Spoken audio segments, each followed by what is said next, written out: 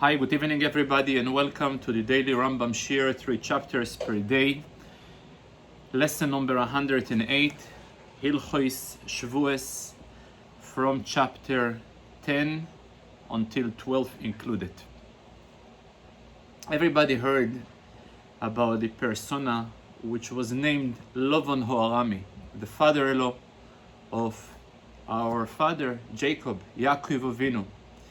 He was very notorious for the reason he was called Arami. Not only he was living in a city called Aram, however the spelling of Arami is the same spelling as Ramai. He was a professional and sophisticated liar. And what makes a difference between a regular liar to outstanding liar? Because typically a regular liar, what he's saying is definitely not the truth. However, maybe what he is not saying most likely is the truth. By a sophisticated liar, not what he is saying is truth, and not what he is not saying is the truth. So therefore makes it a little bit much more complex to detect him, and for that reason Yaakov, and it mentioned in the Torah as well, one of the few times when one person comes to another and he tells him, Lomo remisoni, why did you lie to me? It was also in reference to Maon Noam. The reason I'm saying it, because the subject of today is a violation of what is called Shvuot Ho'edus.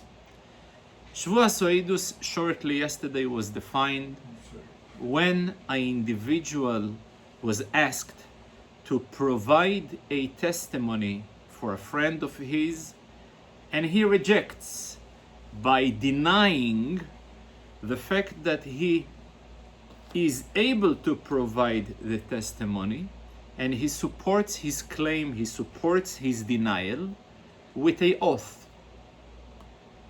And therefore, if indeed he is violating the Shvuot Ho'edus, so he must take the consequences of it, as we have learned in the end of Parshas Vayikro, which there is a very special korban called Korban Oile V'Yored. There is a rule for every person who possesses any information that will lead to justice. So his duty, not only as a resident or citizen of a country, but according to the Torah, the duty of a person is to provide any witness that will be able to provide justice to be made.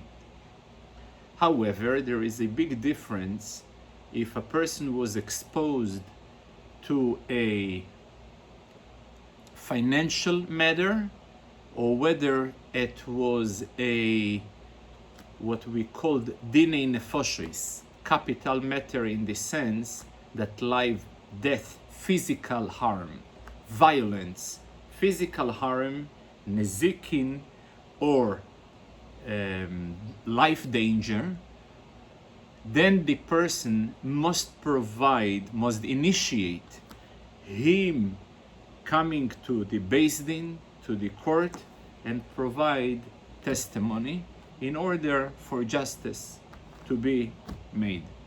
However, when it comes to financial issues, his obligation is only when there is a request made by the plaintiff.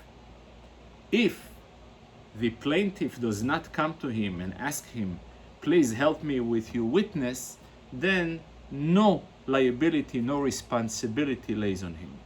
So what we are talking over here about Shvuot Ho'edus, when the actual plaintiff approaches his friend, who he believes would be able to be a material witness for a testimony, that as a result of this testimony the plaintiff will gain a financial benefit, and he denies, not only he denies, but he provides an oath, which turns to be a false oath, so then he qualifies for the punishment of Shvuas Soedus. The punishment of Shvuas Soedus is only a offering which is linked to the budget size of the criminal, of this so-called potential witness who rejected to be a witness. So the Rambam, in the first chapter of today's shiur, he basically puts the precise definition of those persons who will qualify for violators of this testimonial oath that was given in false manner. So first of all, it must qualify that only based on their testimony will be an actual financial gain.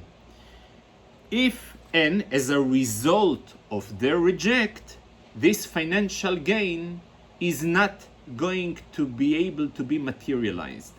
Only if those conditions were met, only then the material witness will be subject to the punishment of bringing the offering of Korban Oile V'Yored. So let's say if this particular witness, anyway, his witness is not going to be accepted by Beis Din because, or he is disqualified to provide testimony because he is a posul eidus, which means unqualified to provide testimony based upon his behavior, based upon his relationship to the plaintiff or the defendant, or in a case that it happens to be generally a eid echod. According to the rule, a single witness cannot able to bring or to force upon the plaintiff a monetary liability unless a few conditions were met. So typically the only way biblically one witness is able to influence, his only influence is limited to trigger by the defendant a shvuah, a oath, but cannot trigger a monetary liability. It says in the Torah, Lo yokum eid echod beish lekol ovin ulekol chatos. Upon one witness, no actual incrimination of monetary or capital or any form of punishment can be materialized. The only ability of one witness, according to the Torah, is only to have the defendant provide an oath, not more than this. But to any rule there is exceptions. What are those exceptions? There is 3 exceptions where one witness will be qualified for what we call Shvuas Ho'edus, that he is capable to deliver a monetary gain to the plaintiff. Condition number 1, in a case of a lady that she is a soito. We spoke about what is a sota, a lady that her husband warned her not to be in privacy with another male, and she has violated his warning. This is the only time, given the fact that a warning was given, then if the single aid, the single witness, comes to Beis Din and gives testimony that he was exposed to them committing a crime, a sexual crime, in such a case, he will be believed, and as an exception, he will be believed, and therefore, in such a case, there is a monetary gain to the plaintiffs. What is the monetary gain? He will be able to waive or to be exempt from paying the ksuva to this wife that she is a sota after the warning and after the testimony of the Eid Echod. So this is one exception where Eid Echod will be qualified for Shvuas Ho'edus. There is another exception where one single aid will be qualified for Shvuas Ho'edus in case that this defendant is a notorious liar. So the rule is, if a defendant was already huchzak kafron, he is an individual that his oath cannot be believed. In such a case, the ruling is mitoich shelo yochol lishova, since he is not capable for one reason or another to make an oath, so therefore he have to pay. Given the fact that this Eid Echod was rejecting to provide testimony, as a result of it, the plaintiff have lost money, so therefore he will qualify for the consequences of Shavuos Ho'edus. There is another time that even two witnesses, are still not going to be qualified for Shavuos Ho'edus. When is the time? What they're testifying about is only a testimony that someone, party number one, have promised money to party number two. Since based upon a promise that was not associated with a legal act of a actual binding commitment, so this type of testimony is not a monetary gaining testimony. For that reason, they will be exempt from Shvuas Ho'edus, even if it's two witnesses. There is another exemption where even two witnesses have rejected the request of the plaintiff for providing testimony for him, and they will still going to be exempt from the consequences of Shvuas Ho'edus. When we're talking over here about a type of a testimony that the act that was involved was associated both with a monetary aspect and also with a capital punishment. Two illustrations. Illustration number one, that they are providing testimony upon a individual, they were requested to provide testimony about an individual who happens to burn the garment of the plaintiff on Shabbos.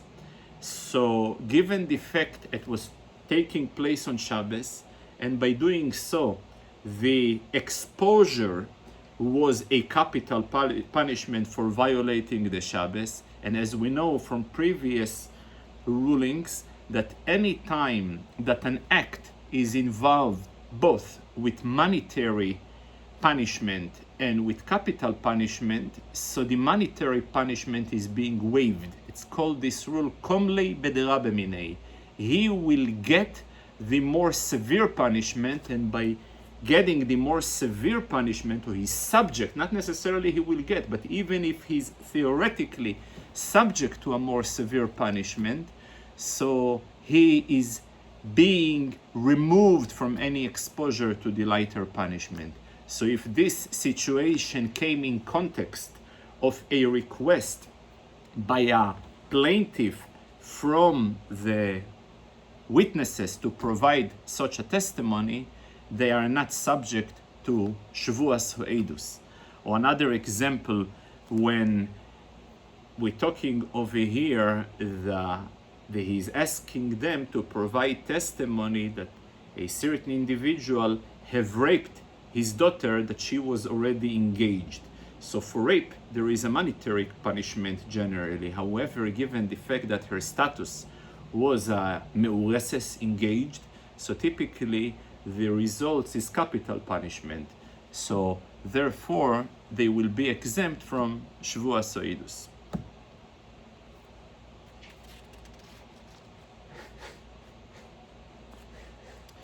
There is another exemption, that even a aid echod, even one single aid, will be subject to Shvuas Ho'edus in a case that a lady happens to be the plaintiff, that she demands this single witness to give a testimony on her behalf that her husband have died, and he rejects, and he supports his rejection with a false claim.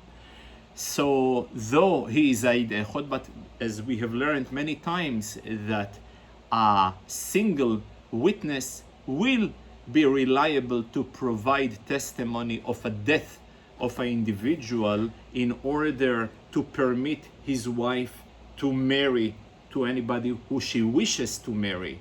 But as a result of her marrying whoever she wishes, she is entitled to collect her ksuva as well.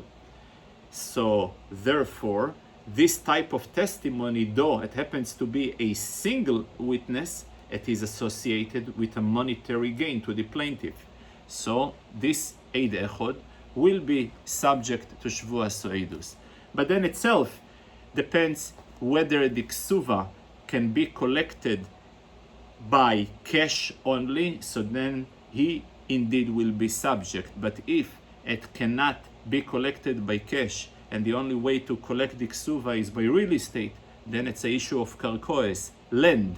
Land in a context of Shvuot is being exempt from Shvuas Soidus, exactly as Shvuas Apikodoin and other Shvuos, where the Torah excluded land, slaves, and shtoris. Shtoris are obligation, documented obligation, what we call it today bonds.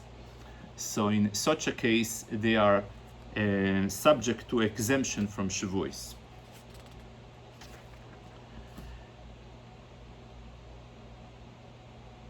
There is an interesting rule that if a person provided testimony in Beis Din once, he cannot retract his testimony.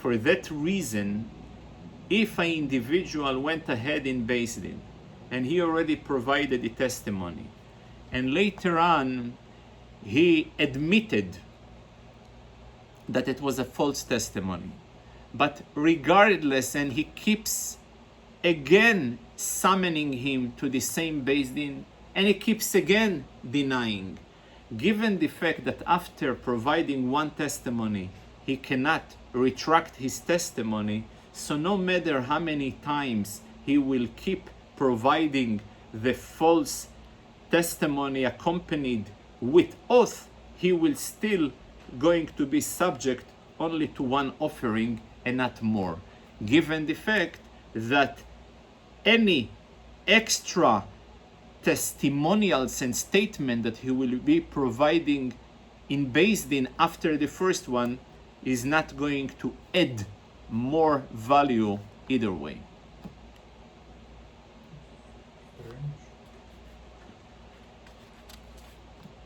It is based on the pasuk in the Bible. It says, "Im lo ya," the original place in Chumash Vayikro, at the end of Chumash Vayikro, where we speak about the commitment of an individual to provide testimony if requested in monetary matters, is based on the following text: "V'nefesh kisechto v'shomo koil olo." If a person committed a sin by a hearing and listening to an oath, and there is a way or to say a false oath or to respond by omein to a oath which later turns to be false. Im lo yagid v'noso avoinoi. It says if he would not say what he needs to say because he was rejecting to provide a material information that he knew about it. So the way it is being spelled im lo yagid, which means im lo yagid comes to teach us kivon shehigid shuv einoi choizer umagid. When a person is already providing a statement in Beis Din, then he cannot go and say or retract his statement. After the statement is done, it's sealed. What about it? Could you just No. the person forget it, just That's the procedure, By the way, there is also in similar courts, there is after the entire interrogation, after the proceedings, if a statement was done, but it's not only in Jewish rules, there is many other systems that at the moment that a testimony was provided, it's not that simple to retract and to amend, and because it also makes sense, even logically, because there is no end to it. Where are you going to assign validity? The first time, the second time, the fourth time, the fifth time, there is no end to it. If a person will keep forgetting, so trials will never end, So it's not, even today, in order to retrieve, it's very seldom the judicial system will allow retrieval, but in a typical case, it's, I understand changing your testimony every time. I understand. Yeah, there is no end to it. Sometimes it could be. Yeah, but here, even in the text of the Torah itself, and for that reason, there is consequences in regard to Shvuot Sa'idus.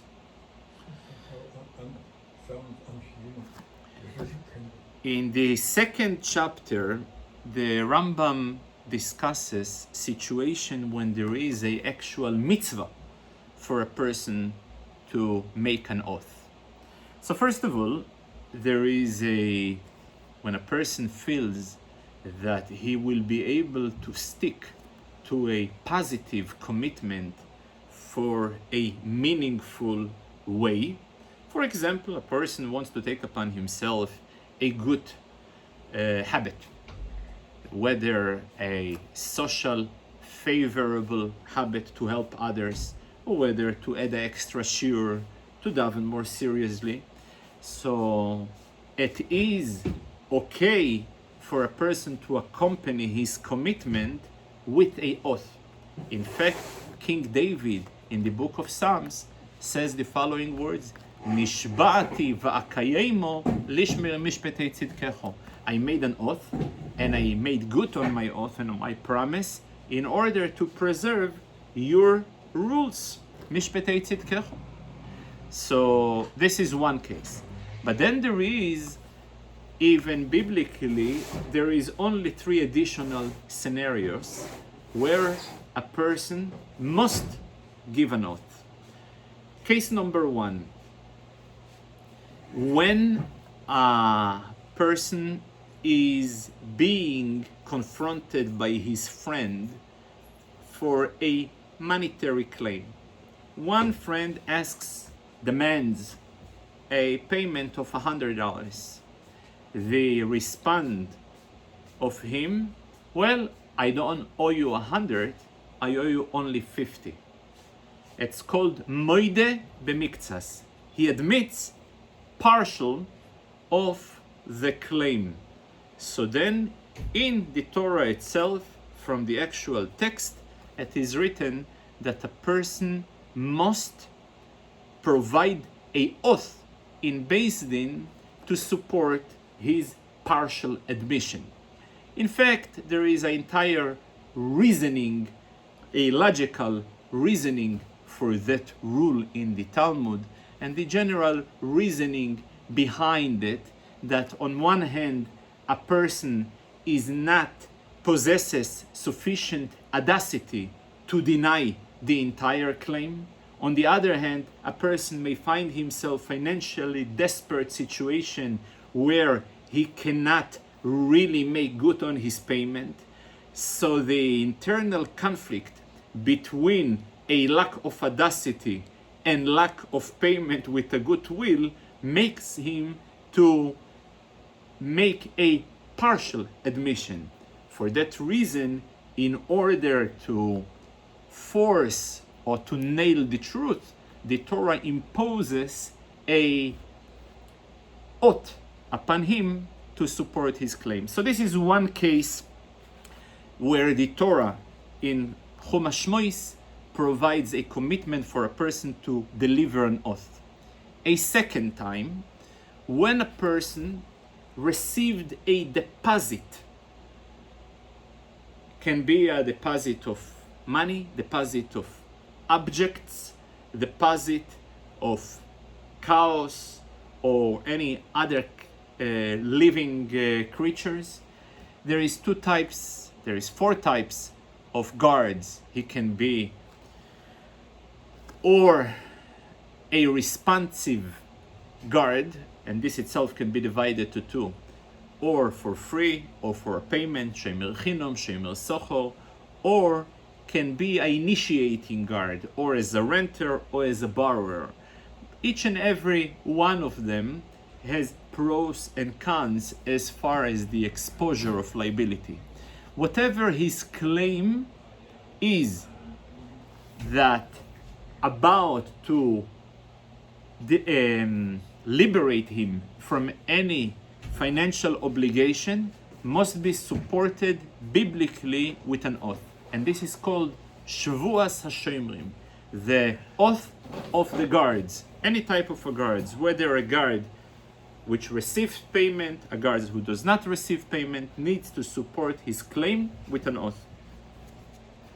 Then there is a third type of biblical oath, as we have mentioned before, when a plaintiff supports his claim with one witness. So the defendant, in order to be exempt from the claim, he is providing an oath.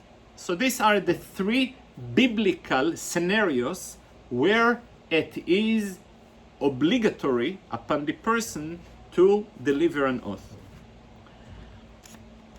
Then there is rabbinical cases of oath that are being given. This itself is also being divided into two categories. One type of a category, it's called Tainas Vadai, when there is a certain claim. Illustration number 1, when an employee comes and claims he did not receive a payment from his employer. The employer denies and he claims he paid him.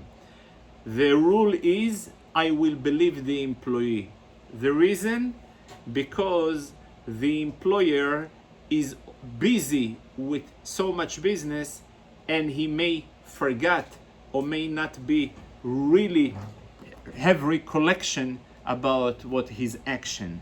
So unless he's able to provide a proof, but as a default, the employee is being believed and he is the one who supports his claim with an oath and he collects the payment for his employee. So this is called a shvuah, a oath that comes as a result of a certain claim by the employee.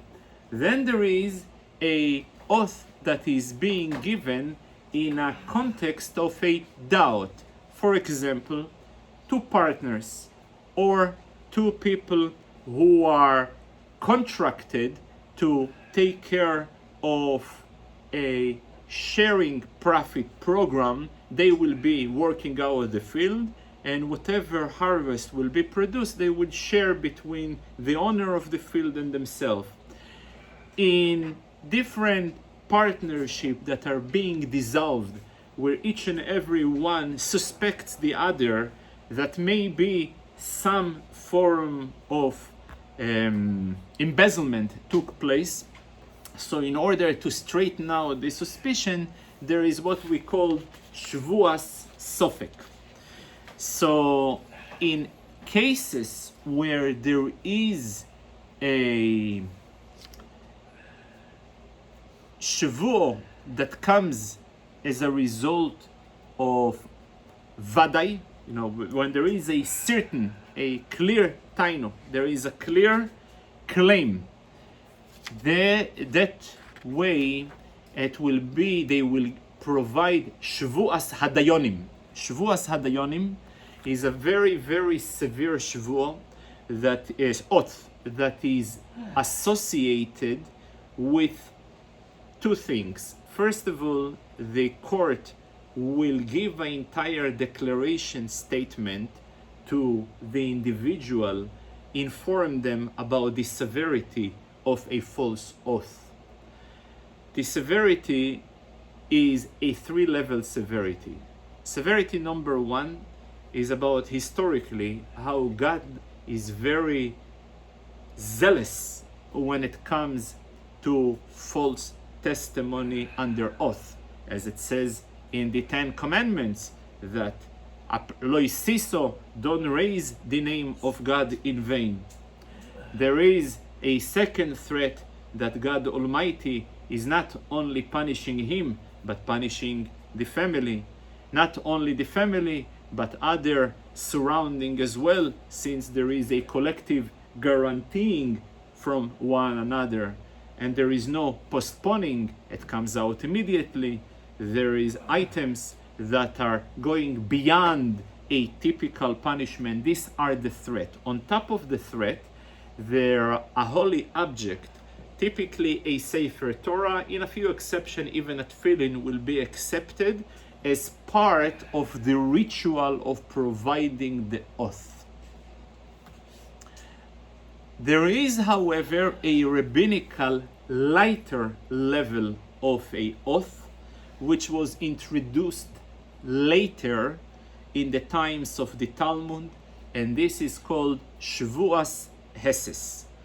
Shvuas Heses is in a case where one individual claims by his friend a sum of money. The friend denies entirely, which called koifer hakoil. Biblically, if the plaintiff does not provide testimony, the defendant doesn't owe him anything, because the person who is there to take out from his friend, he must provide a proof. If there is no proof, there is no claim. On top of it, there is another presumption which is called Ein odom meis ponov b'pnei ba'al choivri. No one will have sufficient audacity to deny everything if indeed he owes him something. So the fact that he denies everything, he is believed, because the presumption that he is he's straight, he is honest. But later on, there is another presumption. The other presumption, where there is smoke, must be very likely fire. If a person claims a certain amount, so obviously, if he would not have a basis to his claim, he would not bother the other person. So there is two presumptions of human nature that are clashing with each other. Presumption number 1, if a person is innocent, he would not fabricate false claims. And on the other hand, a person who is entirely denies the claim, he would not have the audacity to do it had the other person would have this. So obviously, and as I said, it's a presumption. Unfortunately, throughout history, we've seen, and everybody can attest to many cases that are destroying or disturbing this presumption. But that's a separate issue. But given the fact that there is a clash, they instituted a Shvuas Heses. In case where an individual demands from his friends a claim and the other person denies it entirely, So the defendant must provide a Shvuas Heses. It is a lighter degree of a oath that was introduced later in the times of the Talmud. Therefore, no threats of Beis Din are taking place, no Nekitas Chayfetz in principle taking place, although later they have adopted the practice of holding a holy object, but not necessarily by the defendant. It's being held by the staff of Beis Din or by anybody of the participants in order to make a point of the severity of this type of light as well. So if those two parties, after the ceremony and the ritual of the threat of the holy object, of the introduction, they decided, you know what, forget about the oath. And it can be done by two options. Or the plaintiff waives his claim, or the defendant rather pays, or they make a settlement. Great. However, if both of them are stubborn enough and they are willing to go ahead with the oath, so Beis Din declare and announce by quoting a posuk that was said in the story of Koirach va'adosoi b'Moshe Rabbeinu. Suno me'al oholei ho'anoshim horeshoim ha'ile. Move away from the jurisdiction of this wicked people, which is a reference because obviously one of them is definitely a liar, or the person, the plaintiff, or the person who makes the oath, which in a way it's even worse.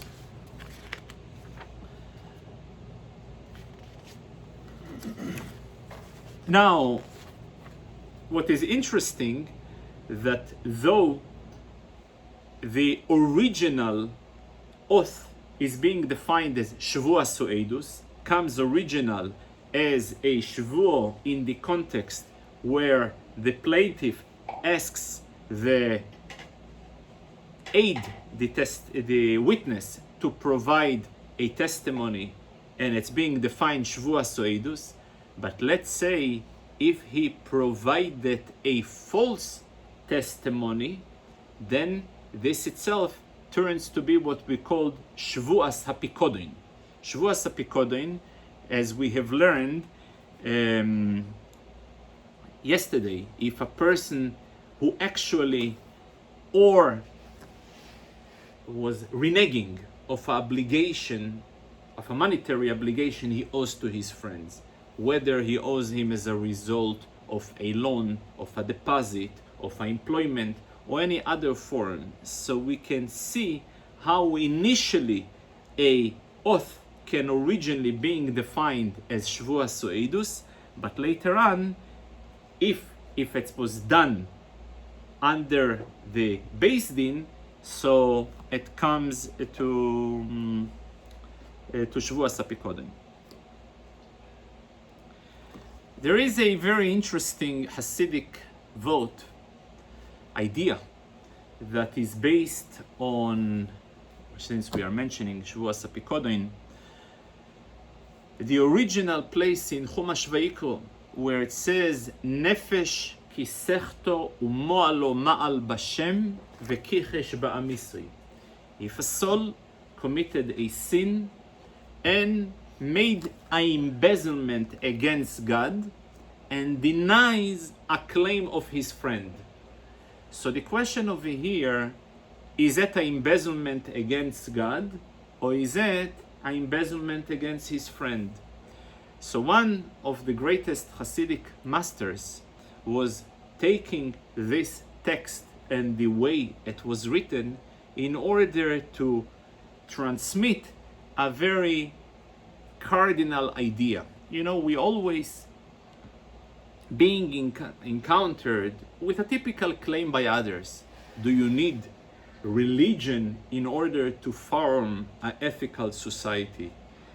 You must have God in the picture in order to have justice. And seemingly even without God, there is structures of systems and ethics and justice that seemingly operating. It's true, they are operating. However, at the moment that they will face a challenge, a serious challenge, not necessarily that they will be able to continue to operate as they're operating now. And for that reason, the Torah gives you a hint. At the moment that a society is godless, when there is an individual who ma'alo ma'al b'Shem, embezzles, denies, or entirely rejects the involvement, or the even worse, the existence of God in our life, eventually it will lead to kichash ba'amisoy. Eventually it will lead that he will bridge the trust of his friend as well. So this is a very interesting thought that was introduced by one of the Hasidic masters, I think the Choize in Lublin, in regards to that original text in Chumash Vayikro that speaks about Shvuas HaPikodon. The third chapter deals with the severity of oath in general and about the educational need that is being imposed upon society in general, about parents to educate the society and the future generation to sensitivity towards oath. How sensitive? For example, there is certain expression that they may not be considered as an oath. For example, if a person tells you, I'm swearing in the Torah. I'm swearing in the Torah. So what does it mean, Torah? The Torah can mean the actual parchment, and part of the parchment is meaningless because there is a large, in fact, the majority of the parchment is white. Now, or he can says in what is written in the Torah. So the rule is, if he says the Torah, generally he means the parchment. It's not considered a Shvuah, unless he specified that I'm swearing in what is written in it.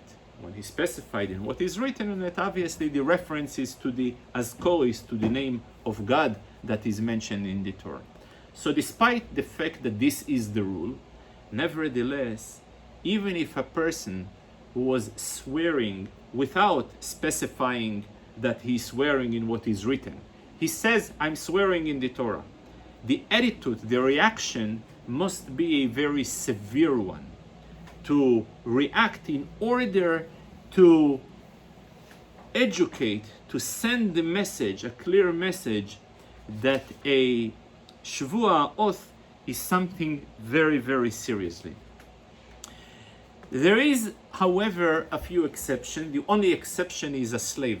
When a slave swears, he is not obligated to fulfill, since his oath was not triggering to begin with. Since it is written in the Torah, in the original place, just recently we read it in Parshas Matois, where Nefesh, if an individual will take upon himself an oath, leso iso al nafshe, to take upon his soul a restriction, a prohibition. His soul, a slave doesn't have his soul. His entire soul is given to the master, so he has no independence on his own. So for that matter, a slave is not even committed to fulfill his oath, since to begin with, there is no triggering of the soul. On the other hand, by minors, by small children, there is a obligation upon the shoulders of their parents to train them to say, speak the truth, and to minimize or eliminate entirely the usage of oath. If an individual even hears the naming of God's name from his friend in vain, he done it deliberately, he must warn him, he must even excommunicate him. Obviously, he should immediately release him from the excommunication, but the point is to make a point how severe the idea of naming the name of God in vain, to such an extent that if we have said a blessing that should not be said, or we made the wrong blessing on the right product, we immediately retrieve our saying by Baruch Shem Kvod Malchusei L'Olam Va'ed. We canceling our desecration of the name of God by praising Him bit Baruch Shem Kvod Malchusei L'Olam Va'ed anytime that the name of God was said in vain. Today we are marking a very important day in our calendar. This is the Yortzeit of the Rebbe's father, Rabbi Levi Yitzchok, who is resting in Almaty in Kazakhstan. Quite a big crowd of a few hundred Hasidim flew there, and they are marking the day, this holy day. And I thought it will be appropriate to introduce a very interesting explanation of him. His expertise was the Kabbalah, the mysticism of Judaism, and the beauty of his enlightening ideas in the Talmud and Halacha via concept in Kabbalah. So there is a very interesting piece of his regarding the issue that we are about to conclude today and start tomorrow. The end of the Rambam of our section of Shvuot is the following: that though, as we have learned yesterday, there is a concept which is called Hatoras Shvuos, that a person can go to the rabbi or even Shloisho Hedyotos and make the entire procedure of the heter. Nevertheless, said the Rambam, that ideally a person should make good on his promise. The Rabbi Levi Yitzchok explains very interesting. He says everybody heard the terms Chochmo and Bino. Chochmo, loosely translated, is wisdom. Bino is understanding. In Hasidus it explains that the spark of innovation is representing Chochmo, Koyachma, a power of one point, and Bino, the expansion into details, into structure. There is another similarity, the difference between how we observe things. When we see something, we initially see the general picture, and later on we are breaking it into details. When we hear something, it goes the opposite. We see many details, we hear many sounds, and then we try to make from the many sounds into an idea. So in Hasidus, it's being explained that the idea of Chochmo is something like a vision, and the idea of Bino is something that you hear. The idea of one point is Chochmo, and the idea of many details is Bino. So he explains that in our prayers, soon in Ma'ariv, we're going to say, Bechochmo poiseach sheorim. Chochmo, via Chochmo, you can open up the gates, which means the gates are closed. Which gates is he referring? There is 50 gates of Bino. And when a person is in a state of a neder, says Rabbi Levi Yitzchok, the word neder is being combined of two words. Nun dor. He recites in Nun Sha'arei Bino. He recites in the world of detail, of the word of structure. When he is stuck over there, so the only way to be pulled out from his tangling world complexity of Bino is only via someone who is in Chochmo. So for that reason, a person who is stuck in a neder or a Shvuot, he goes to the Chochom, which represent the word of Chochmo, to release him from there. And this is so appropriate that today we are marking his Yortzeit and we are concluding exactly the halachos of Shavuos, and tomorrow we're going to go through Nedorim. Nedorim is similar to Oath but different. While Oath is being called Shavuos, Nedorim is called vows. Later, although they have similarities, but they have major differences as well. We're going to go through them all tomorrow, Bezat Hashem. Thank you very much. What slave is